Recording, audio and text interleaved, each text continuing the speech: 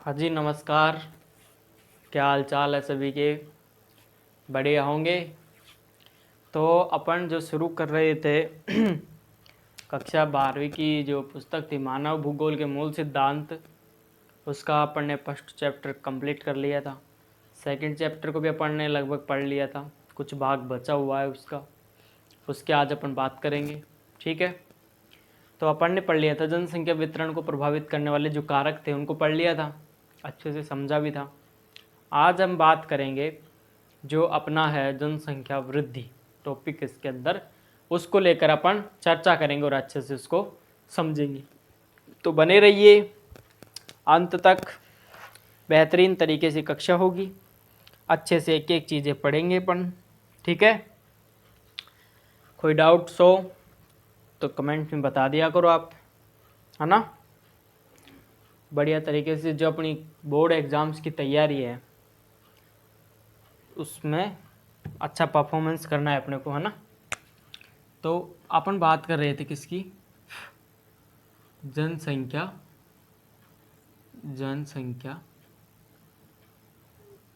जनसंख्या वृद्धि की। ठीक है, क्या था अपना? जनसंख्या वृद्धि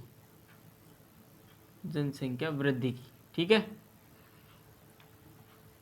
पॉपुलेशन ग्रोथ। जनसंख्या वृद्धि होती क्या है ना।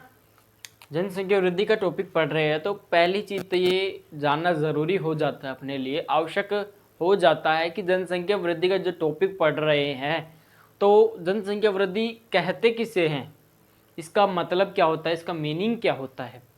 तो अपन बात करें कि अगर मैं आपसे ये कह दूं, फॉर एग्जांपल से समझना एक बार, जैसे ये कोई क्षेत्र है एक,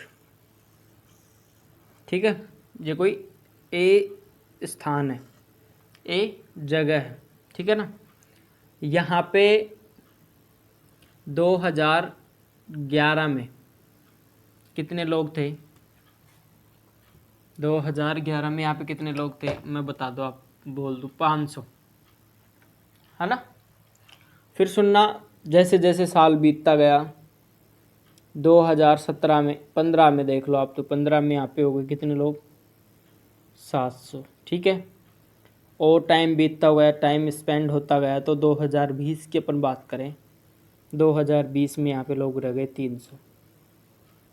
ठीक है, समझना एक बार ये कोई जगह है, वहाँ पे 2011 में अपन ने देखा तो कितने व्यक्ति थे? 500 लोग थे। उस क्षेत्र में कितने लोग थे? 500। फिर अपन ने 2015 के अनुसार देखा, 15 में देखा तो वहाँ पे लोगों की संख्या कितनी हो गई? 700। ठीक, उसके बाद अपन ने 2020 में देखा, एग्जाम्पल के तौर पे समझना जनसंख्या वृद्धि होती क्या है। अगर आपने ये एग्जाम्पल समझ लिया, ये उदाहरण अगर अच्छे से समझ लिया, तो मैं दावे के साथ कह सकता हूँ आप जनसंख्या वृद्धि को कभी भूल नहीं सकते। तो आई होप अच्छे से समझना। फिर बात करें, अपन ने कहा कि वे 300 लोग थे 2020 के अंदर। ठीक है, तो आपने अगर अपन इसमें देखें तो क्या चेंजेज है? 2011 में देखा अपन ने 500 लोग, 2015 में 700 लोग, अर्थात यहाँ से यहाँ तक आने में पाँच वर्ष आगे जाने में, जैसे जैसे 5 वर्ष बीते तो अपन ने क्या देखा कि 200 लोगों की क्या हो चुकी थी? 200 लोग क्या हो चुके थे इस क्षेत्र में? बढ़ चुके थे, है ना। उसके बाद अपन जैसे 2015 से अपन ने 20 में पहुँचे, 2015 से 2020 में अगर अपन ने प्रवेश किया तो वहाँ पे लोगों की संख्या हो चुकी थी कितनी? 300, अर्थात 400 माइनस। ठीक है, तो अब समझना मूल बात जो अपनी है क्या है कि किसी क्षेत्र में दो समय अंतरालों के बीच, किसी क्षेत्र विशेष में दो समय अंतरालों के बीच जनसंख्या में जो परिवर्तन होता है वही क्या कहलाता है? जनसंख्या वृद्धि। ठीक है, पॉपुलेशन ग्रोथ। ठीक, अब अपन ने देखा कि मैंने क्या बोला, सुनना, कि किसी क्षेत्र विशेष में, क्षेत्र विशेष हो गया अपना, किसी क्षेत्र विशेष में दो समय अंतरालों, क्षेत्र विशेष अपना ये हो गया, दो समांतराल कौन कौन से हो गए? 2011 से 15 दो समांतराल हो गए अपने पास। दो समांतरालों के बीच जनसंख्या में जो परिवर्तन होता है, जनसंख्या में क्या परिवर्तन हुआ, 500 और 700, परिवर्तन 200 का हुआ ना। तो होने वाले परिवर्तन को क्या कहेंगे अपन, जनसंख्या वृद्धि। अब आप बोलोगे सर यहाँ पे +2 रहे, 200 की वृद्धि हुई थी, यहाँ पे 400 की क्या हो गई, वृद्धि हो गई, 400 लोग घट गए, क्या ये भी वृद्धि है?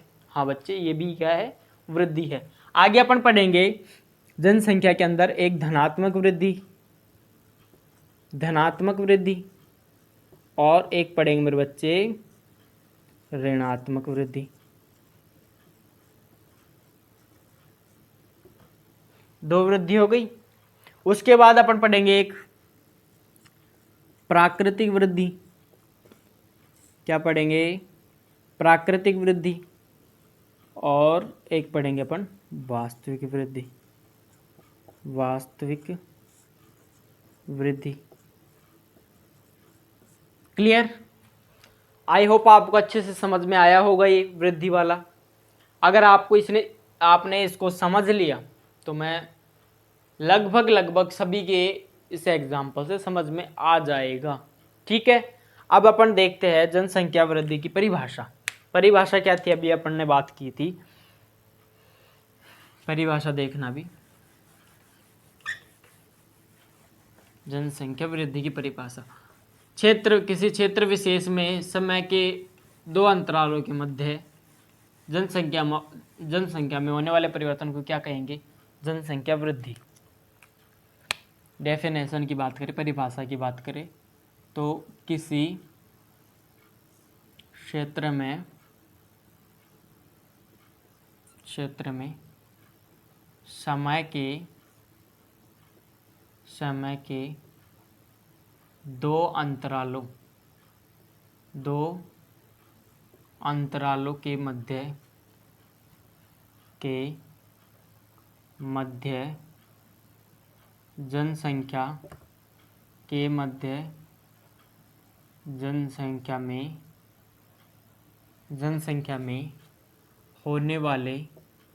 जनसंख्या में होने वाले परिवर्तन को ही क्या कहते हैं, को जनसंख्या वृद्धि कहते हैं। क्लियर? किसी क्षेत्र में समय के दो अंतरालों के मध्य जनसंख्या में होने वाले परिवर्तन को क्या कहा जाता है, जनसंख्या वृद्धि। ठीक है, वृद्धि धनात्मक भी हो सकती है और ऋणात्मक भी हो सकती है। समझ में आया? चलो, आ गया सर समझ में। चलो, तो जनसंख्या वृद्धि क्या करती है कि जो अपना प्रभावित करती है आर्थिक प्रगति को, सांस्कृतिक प्रगति को, आदि को भी क्या करती है, प्रभावित करती है जनसंख्या वृद्धि।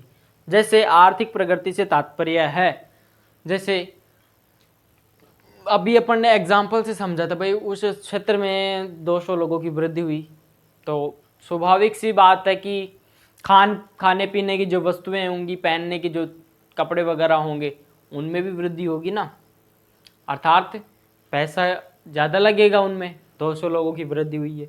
आगे अपन ने देखा था कि 400 लोगों की कमी हो गई थी, 400 लोग घट चुके थे उस क्षेत्र में, तो स्वाभाविक सी बात है कि 400 लोगों का खाना बच गया अपन पास। ठीक है ना? तो क्या है, आर्थिक प्रगति को, सांस्कृतिक प्रगति को, आदि को भी जनसंख्या क्या करती है, जनसंख्या वृद्धि प्रभावित करती है। ठीक है, कुछ आपकी बुक में कुछ परिभाषाएं दे रखी है इसकी, जनसंख्या वृद्धि के आगे, जैसे जनसंख्या वृद्धि दर है ना, जनसंख्या वृद्धि की परिभाषा हो गई। जैसे अपन इसका एक एग्जाम्पल लें, जैसे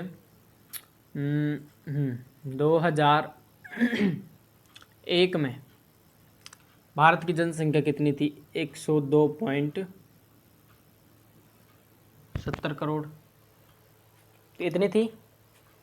फिर 2011 आया, उसमें हो गई 102.02 करोड़। ठीक है ना, करोड़। ठीक है, अगर अपन इसका वो निकाल ले, क्या वृद्धि, भाई कितने की वृद्धि हुई इसमें, यहाँ पे ध्यान रखना एक बार, एक मिनट, यहाँ पे 102 नहीं आएगा, यहाँ पे 121 ये आएगा यहाँ पे, है ना, 102.70 करोड़, 121.2 करोड़। ठीक है, अगर अपन इसका निकाल के देखें भाई इसमें वृद्धि कितने की हुई है, भाई घटाओ तो आता ही होगा, निकाल के देखो। अगर अपन इसकी वृद्धि की बात करें तो कितने की वृद्धि हुई है इसमें, तो बात करें तो कहेंगे कितने की हुई है, 18.15 करोड़ की। ये क्या है अपने पास, जनसंख्या वृद्धि। थोड़ी देर पहले अपन ने एक एग्जाम्पल से समझा था, वही अगर अपन इसको अपने इंडिया पे लेके देखें, भारत पे लेके देखें, जो अपना देश है उसकी अगर अपन जनसंख्या पर लेके देखें तो अपने को जनसंख्या वृद्धि का पता लग जाएगा। ठीक है, फिर आता है एक, ये तो हो गई अपनी जनसंख्या वृद्धि की परिभाषा। उसके बाद सेकंड नंबर पे आता है अपना जनसंख्या वृद्धि दर। क्या आता है, जनसंख्या वृद्धि दर। अगर मैं इसी चीज को प्रतिशत में लिख दूं, क्या आता है, जनसंख्या वृद्धि दर। ठीक, जनसंख्या वृद्धि को प्रतिशत में व्यक्त करना ही क्या कहलाता है, जनसंख्या वृद्धि दर। ठीक, जैसे अपने पास जनसंख्या वृद्धि है, आगे क्या लगाना है इसके, दर। ठीक, रेट। ठीक है, इसको किस में व्यक्त किया जाता है, परसेंटेज में अर्थात प्रतिशत में। ठीक है, 100 पे कितना था, प्रत्येक 100 पे, है ना। जनसंख्या वृद्धि को इसमें देखना, जनसंख्या वृद्धि को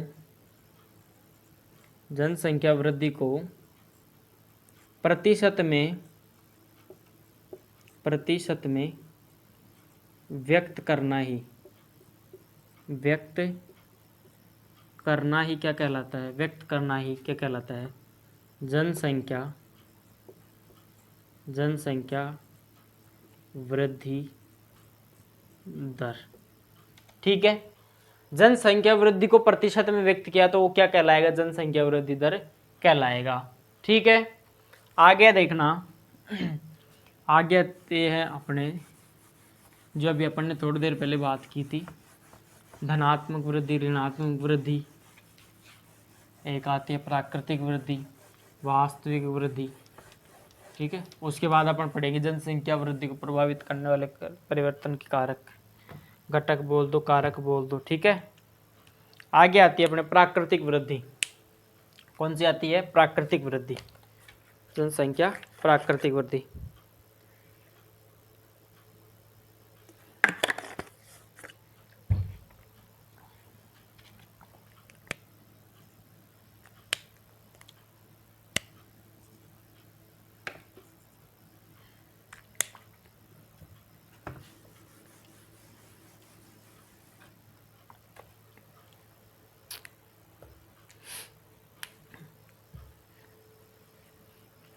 जो प्राकृतिक वृद्धि होती है आपके,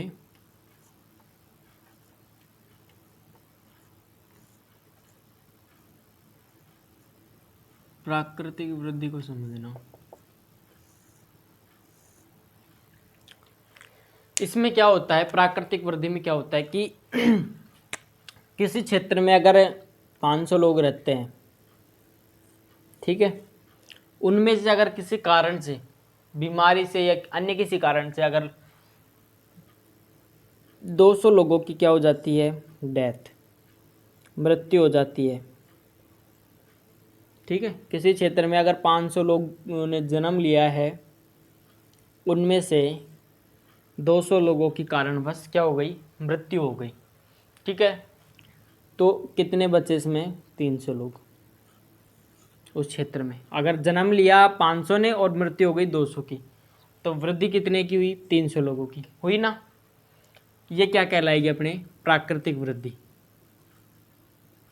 प्राकृतिक वृद्धि, इसमें अपन ने किन किन पक्षों को शामिल किया है, जन्म को और मृत्यु को, दो चीज़ों को शामिल किया है ना, इसके अलावा अपन ने और कुछ भी नहीं देखा ना, नहीं देखा ना, तो वही क्या है, प्राकृतिक वृद्धि। जन्म में से अगर अपन मृत्यु को घटाते हैं, जो अपने को प्राप्त होता है, जो वृद्धि प्राप्त होती है, वो क्या कहलाएगी, जनसंख्या की प्राकृतिक वृद्धि। ठीक है, परिभाषा में देख ले इसको अपन, अगर वही है, किसी क्षेत्र विशेष में समय के दो अंतरालों के मध्य जन्म लेने वाले और मृत्यु लेने वालों के जो अंतर होता है, जो अंतराल होता है, उसी प्राकृतिक वृद्धि कहते हैं। इसमें क्या होता है कि जन्म में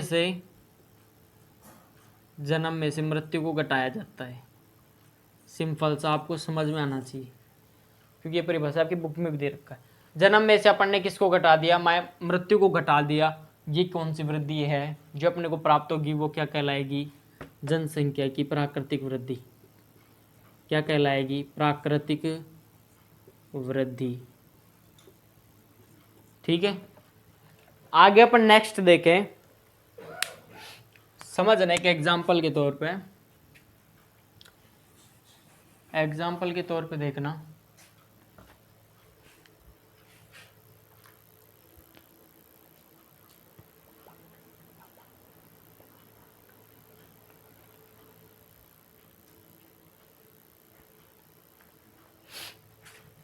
देखना, एक एग्जाम्पल है, वही ले लो, किसी क्षेत्र में 500 लोग थे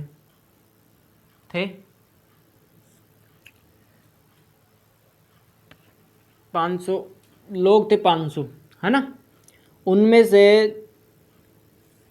पहले से 500 लोग मौजूद थे, 100 ने जन्म ले लिया, जन्म कितने ने लिया, 100 ने, ठीक है, उसमें से 30 की क्या हो गई, मृत्यु, 30 की क्या हो गई, मृत्यु। 500 लोग थे पहले से, 100 ने जन्म लिया, कितने हो गए, ऐड किया अपन ने 100, कितने हो गए, 600। 30 की क्या हुई, मृत्यु, -30 मृत्यु वही घटा दिया अपन ने इनमें से। फिर आपके देखना एक होता है आप्रवास, जो अभी अपन इसके जस्ट बाद पढ़ने वाले हैं। एक होता है उत्प्रवास, ठीक है, मोटा मोटा देख लो एक बार आप, फिर देखेंगे अपन छोटा छोटा। आप्रवास का मतलब क्या होता है कि किसी दूसरे स्थान को छोड़कर आना। आप्रवास मतलब किसी दूसरे स्थान से यहाँ पे आना, एक स्थान पे आना। उत्प्रवास का क्या मतलब होता है कि भाई यहाँ से दूसरे स्थान पे जाना, छोड़कर जाना। आप्रवास मतलब छोड़कर आना, उत्प्रवास मतलब छोड़कर जाना। ठीक है, तो इसमें क्या होगा कि अब देखना, ये क्षेत्र है एक ए, वहाँ पे 500 लोग पहले से थे, ठीक, 100 ने जन्म ले लिया, जो अपन ने ऐड कर दिया, 30 की क्या हो गई, मृत्यु, जो अपन ने क्या कर दिया, घटा दिया। ठीक है, अब देखना आगे, 50 लोग आते हैं, 50 लोगों का क्या हुआ, अप्रवास हो गया। और अपन बात करें 60 लोगों का क्या हुआ, उत्प्रवास। अभी मैंने कहा था आप्रवास का मतलब होता है किसी अन्य स्थान से आना, है ना। तो आप्रवास में 50 लोग आए, तो अपन ने इसको 50 को इसमें ऐड कर दिया। भाई यहाँ पे तो लोग आ रहे हैं, लोग यहाँ पे आए, तो लोगों की क्या होगी, वृद्धि होगी, जनसंख्या में क्या होगी, वृद्धि होगी। बाकी अपन ने बात किया आगे, 60 लोगों का क्या हो रहा है, उत्प्रवास, अर्थात यहाँ से छोड़ के दूसरे स्थान पे जा रहे हैं, वो क्या हो गया, उत्प्रवास। तो उत्प्रवास में क्या हो भाई, यहाँ से लोगों की संख्या हो गई कम, तो कितने लोगों की संख्या हुई कम, 60 लोगों की, 60 लोगों की संख्या हो गई क्या, कम। ठीक है, अभी देखना आप, इनको मैं एक बार यहाँ पे उतार देता हूँ ना। 500 लोग थे पहले से, ठीक, 100 का क्या हुआ, जन्म, 50 की मृत्यु, 30 की मृत्यु हुई थी अपने, है ना, 30 की मृत्यु, 50 आप्रवास और 60 का उत्प्रवास, यहाँ से एक बार अपन इसको मिटा देते हैं, वास्तविक वृद्धि को यहीं पे समझ लेंगे अपन। ठीक है, ये है अपने पास जन्म, मृत्यु, आप्रवास, उत्प्रवास। ठीक है, इसको ये 500 पहले से मौजूद थे, इनका कोई इंटरफेयर नहीं होगा, इंटरफेयर इसमें कुछ नहीं होगा, ये पहले से थे यहाँ पे, है ना। चाहो तो आप इनको पहले से रख भी सकते हो या अर्थात इनको हटा भी सकते हो। भाई यहाँ पे 0 लोग थे, जो ये ए स्थान है ना, यहाँ पे कोई नहीं था पहले 100 का जन्म, पर अपन मान लेते हैं। ठीक है, 100 थे, 100 में से 30 की मृत्यु हो गई, कितने हुए? अपन ने पहले लिखा ये क्या था, जन्म। क्या था यहाँ पे? जन्म, जन्म। ठीक, जन्म में से अपन ने किसको माइनस किया? मृत्यु को, क्योंकि यहाँ पे तो कम होंगे ना। फिर लोगों का हुआ आप्रवास, कितने लोगों का? 50 लोगों का, उसको अपन ने कर दिया इसमें ऐड, आ प्रवास। ठीक है, अब 60 लोगों को क्या हो गया यहाँ से? उत्प्रवास। क्या हो गया? उत्प्रवास। ये अपन ने इसको घटा दिया। ठीक है, क्या बना अपने पास? फॉर्मूला देखो आप, जन्म माइनस मृत्यु प्लस आप्रवास माइनस उत्प्रवास। एक बार इसको देख लो आप, 100 में से 30 लोग की डेथ हो गई, 100 ने जन्म लिया, 30 की क्या हो गई? डेथ हो गई। कितने बचे अपने पास? 70। 50 क्या हुए? आप्रवास हुआ 50 लोगों का, और 60 का क्या हुआ? उत्प्रवास हुआ। अगर अपन ने इसमें से 50 ऐड करते हैं, 50 अपन ने ऐड कर लिए, कितने हुए? 120। 120 में से अपन ने 60 माइनस कर दिया उत्प्रवास का, तो कितना बचा अपने पास? 60। 60 लोगों की अभी भी क्या है? जनसंख्या वृद्धि है। ठीक है, अपने पास फॉर्मूला क्या बना? जन्म माइनस मृत्यु प्लस आप्रवास माइनस उत्प्रवास। ये क्या होगी? जनसंख्या की वास्तविक वृद्धि। क्या होगी? वास्तविक वृद्धि। ठीक है, इतना क्लियर? वास्तविक और प्राकृतिक वृद्धि में कोई दिक्कत है क्या आपके? फटाफट से बता दो। एक बार इसको उतार लो, मैं एक बार इंक डाल लेता हूँ इसमें।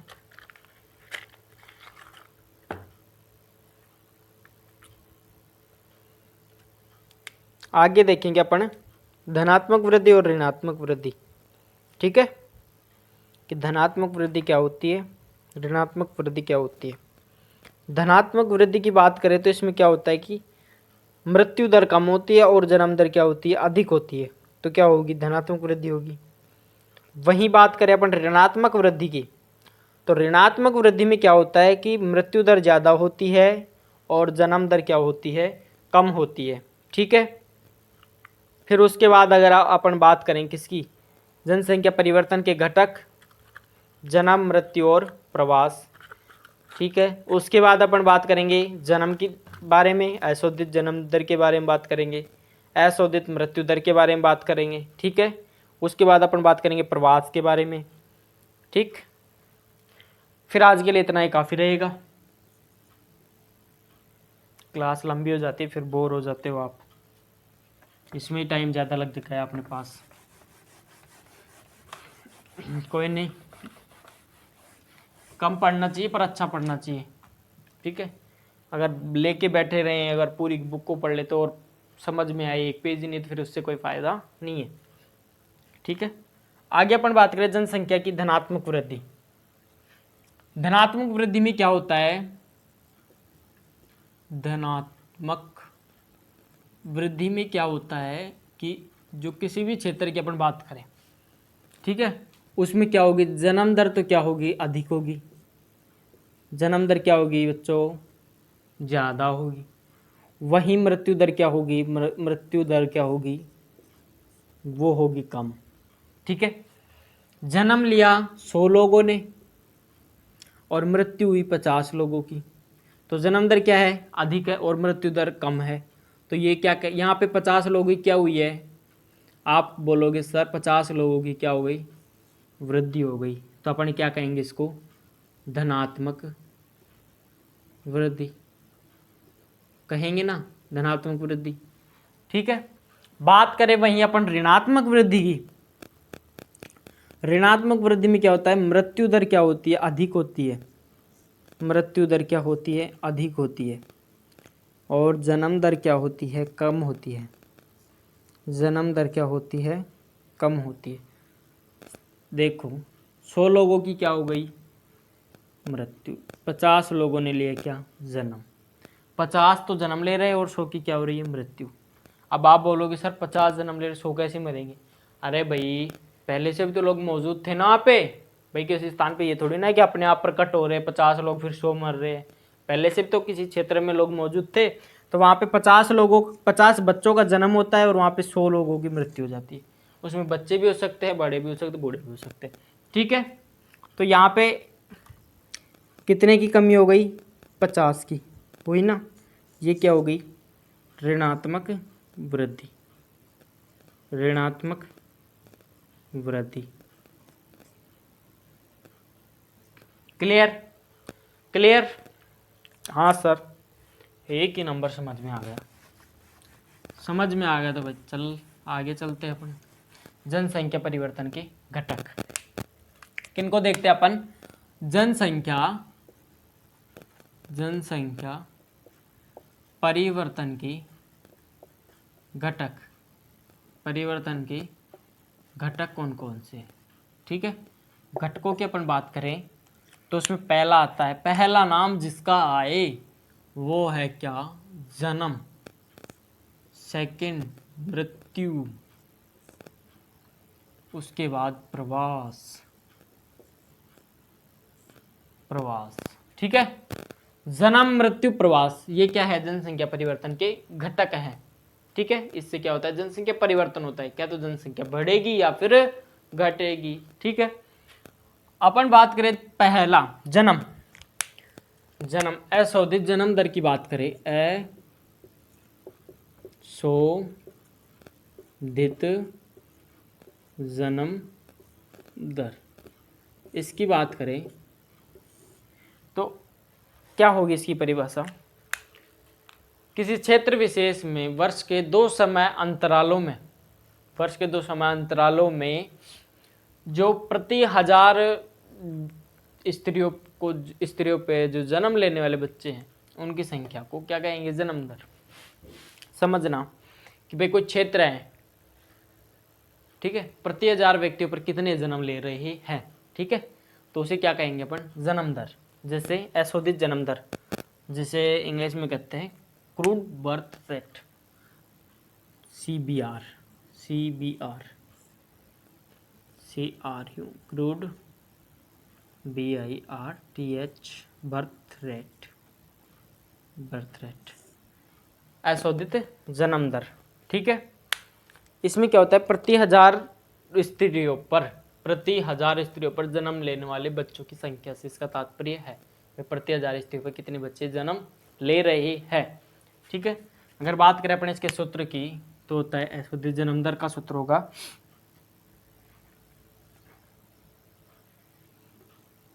कि किसी वर्ष विशेष के मध्य लोगों की, जन्म लेने वालों की संख्या और उस वर्ष के मध्य कुल जनसंख्या, भाई कितने जन्म ले रहे हैं और टोटल कितने हैं वहाँ पे, इनटू 1000। ठीक है, किसी, देखना देखना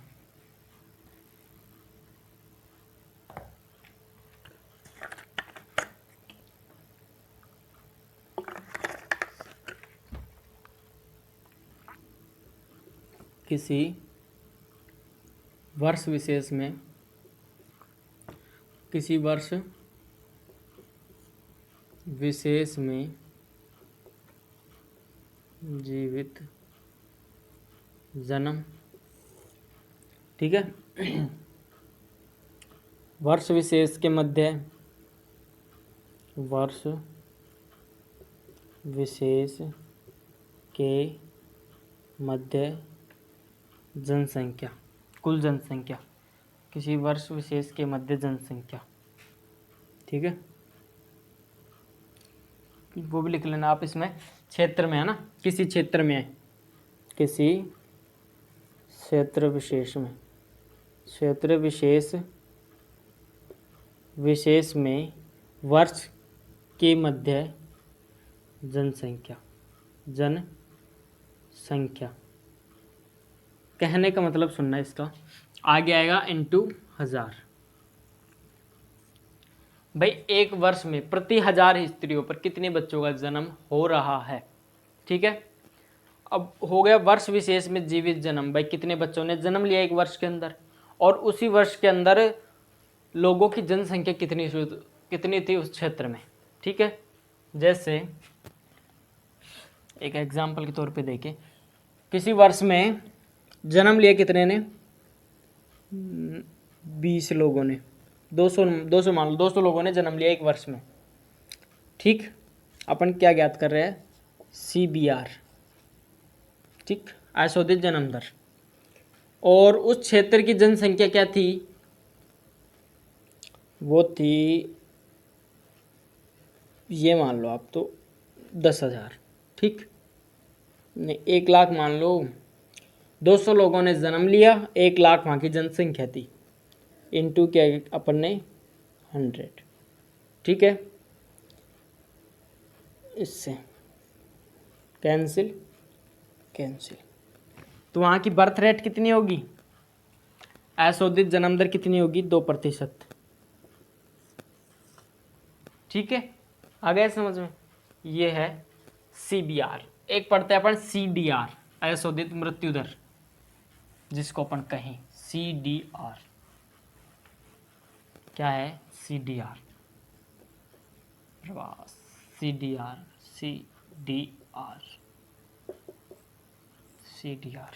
ठीक है, इसमें क्या है, किसी वर्ष विशेष में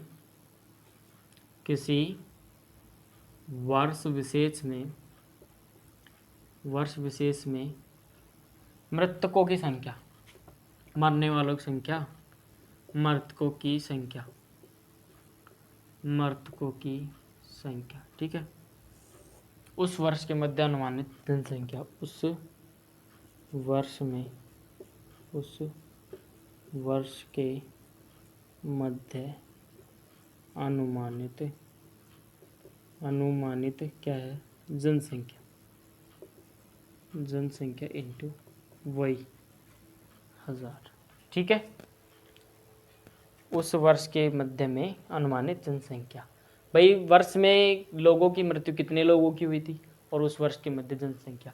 सेम सा फंडा है कि नीचे तो कुल आ गया। अगर मैं बात करूं, जैसे अपन इसकी बात कर लें अशोधित मृत्यु दर की, तो यह आएगा मृतकों की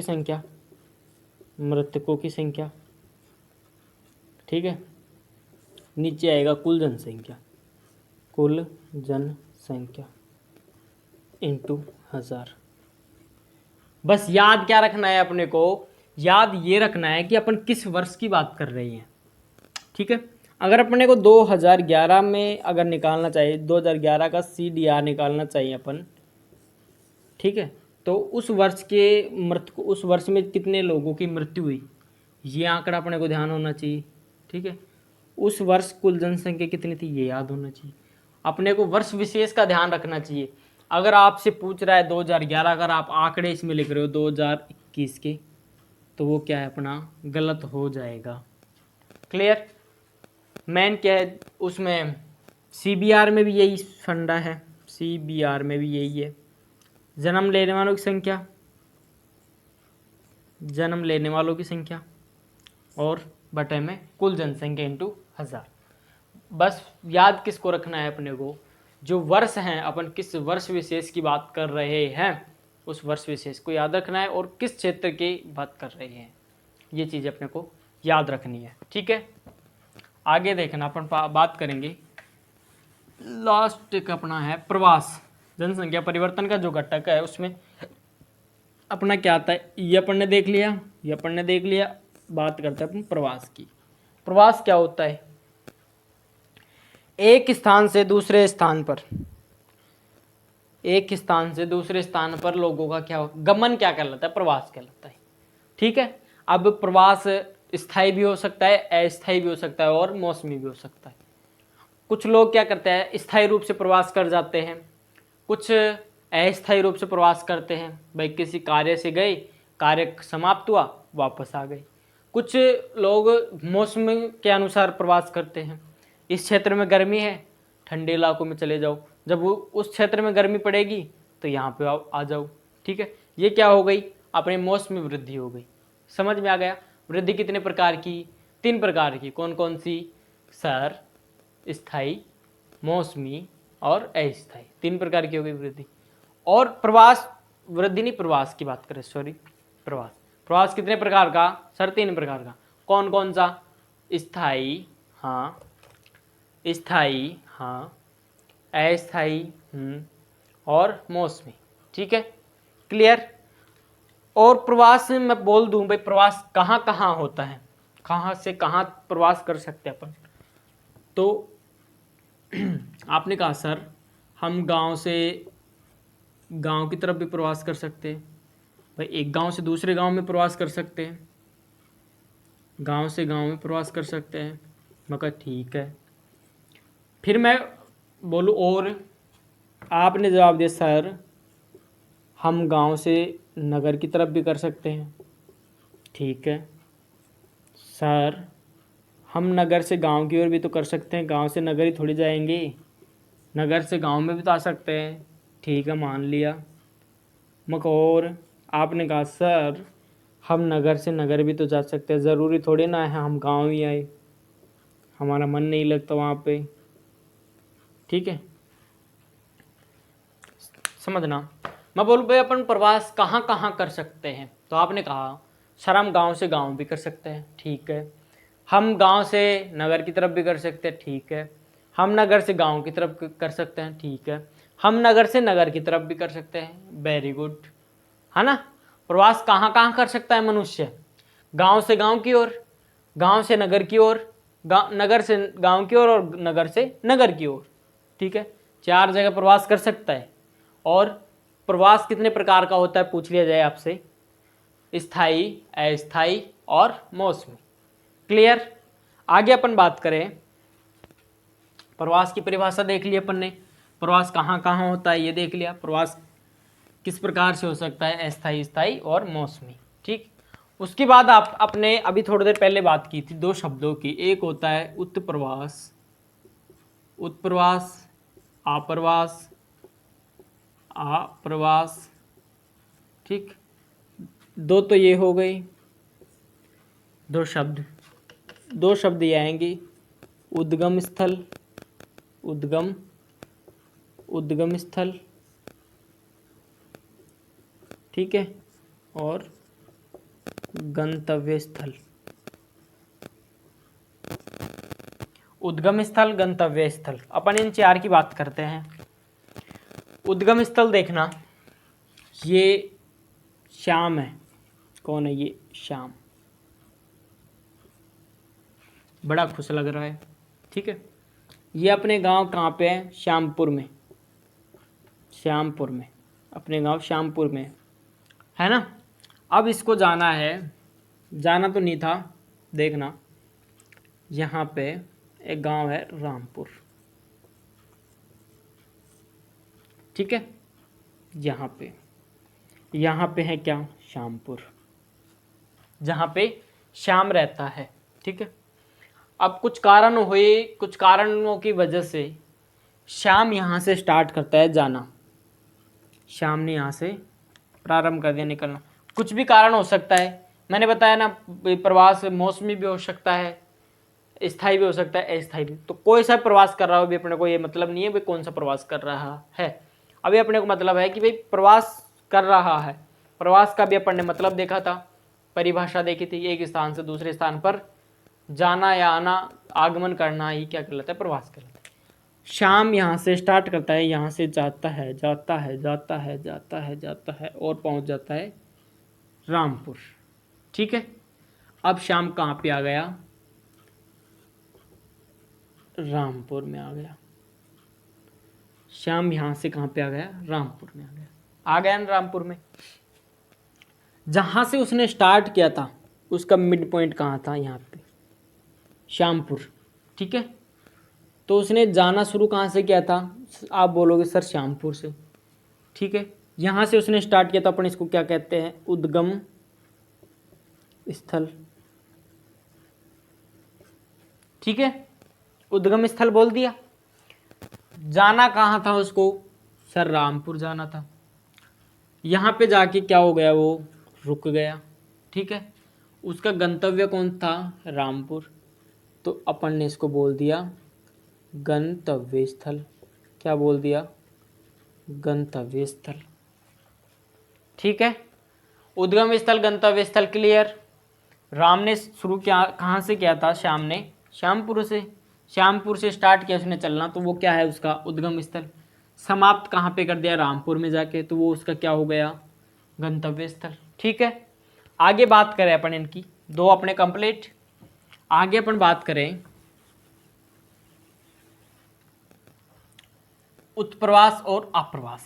ठीक है, उत्प्रवास देखना, उत्प्रवास को समझना आप। एक मिनट, जस्ट ए मिनट, इसी में देख लेना। ठीक है, अब क्या हुआ, श्याम यहां से जा रहा है, यानी कि श्यामपुर को क्या कर रहा है, छोड़ रहा है, छोड़ रहा है। ठीक है, यहां से वो गया कहां पे, रामपुर की तरफ, रामपुर की तरफ गया, ये पहुंच गया अपना श्याम रामपुर में, यहां से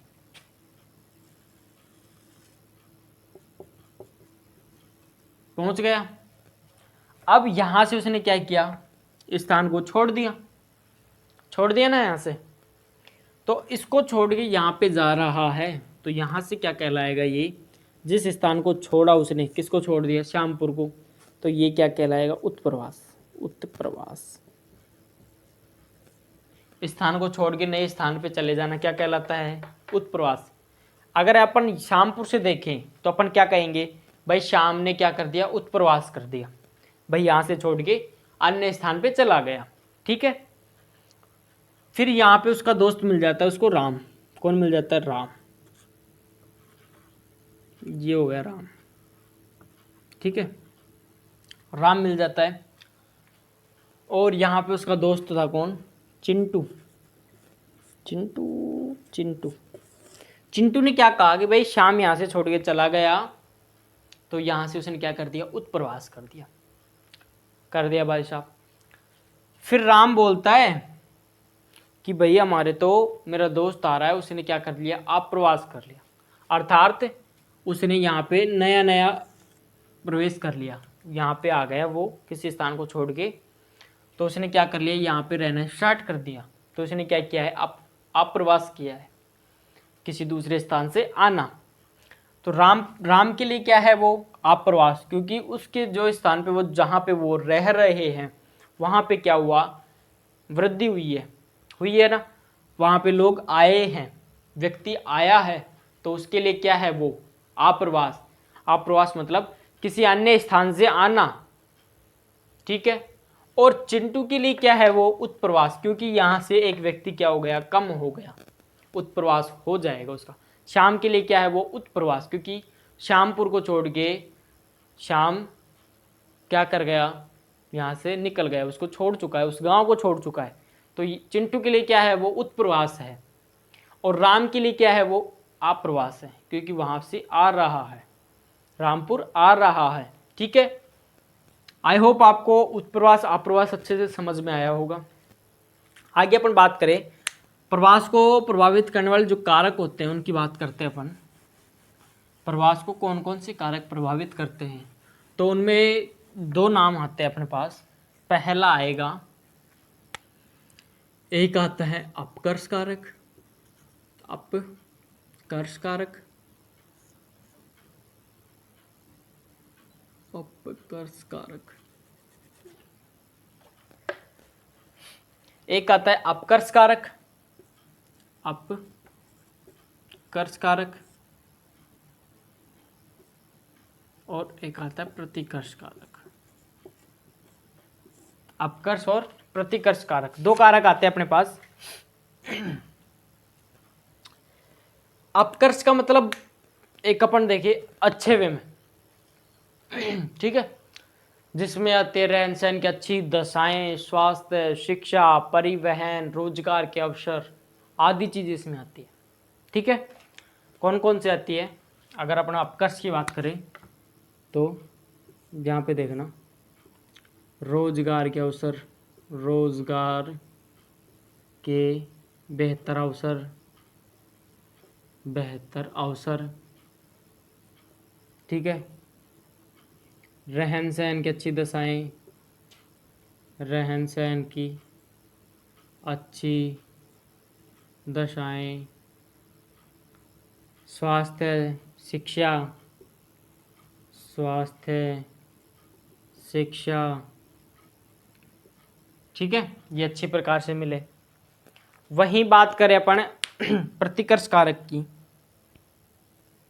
वहीं बात करें अपन प्रतिकर्ष कारक की, इसमें क्या होगा? रहन सहन की, रहन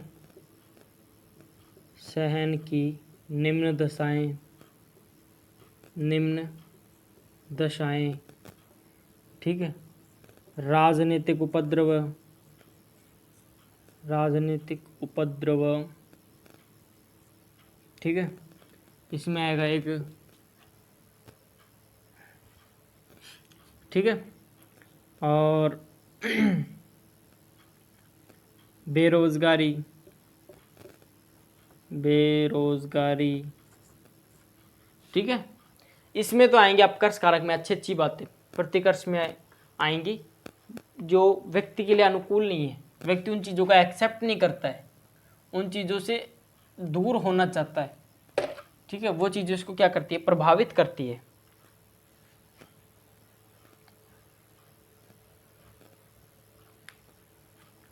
इसमें देख लो, महामारियां, बीमारियां, प्राकृतिक विपदाएं, प्राकृतिक विपदाएं आदि। ठीक है, इसमें देख लो शांति, स्थायित्व, शांति व स्थायित्व, स्थायित्व। ठीक है, खूब हो गए, 2 2 4 4 5 5 अपन ने इनकी बात कर ली। एग्जाम में आपसे यही पूछेगा कि जनसंख्या के अपकर्ष कारक कौन कौन से है ना? अगर आपको अति लघुतरात्मक प्रश्न पूछता है तो वो यही पूछेगा। और अगर आपसे एमसीक्यू टाइप क्वेश्चन पूछता है तो अगर उसने दे दिया एक ऑप्शन, निम्न में से प्रवास का अपकर्ष कारक है, तो ऑप्शन दे दिया राजनीतिक उपद्रव, एक ऑप्शन उसने दे दिया राजनीतिक उपद्रव, बेरोजगारी, महामारी और रोजगार के बेहतर अवसर, तो आपका ऑप्शन कौन सा हो जाएगा? रोजगार के बेहतर अवसर। ठीक है, या फिर दे दे आपसे लॉन्ग आंसर टाइप क्वेश्चन भी पूछ सकता है, प्रवास को समझाते हुए उसके कारक है, प्रवास को प्रभावित करने वाले कारकों की विवेचना कीजिए। ठीक है, तो अपने को प्रवास की परिभाषा लिखनी होगी, उसके बाद अपकर्ष और प्रतिकर्ष कारक के बारे में लिखना होगा। ठीक है, आई होप आपको अच्छे से समझ में आया होगा। नेक्स्ट वीडियो में अपन बात करेंगे जनांक के जो संक्रमण का सिद्धांत है, उस सिद्धांत को अपन अच्छे से समझेंगे और अपना चैप्टर कंप्लीट। उसके बाद अपन बात करेंगे जो अपना 3rd चैप्टर है मानव विकास, उसको अपन गति देंगे। तब तक के लिए स्वस्थ रहिए, मस्त रहिए।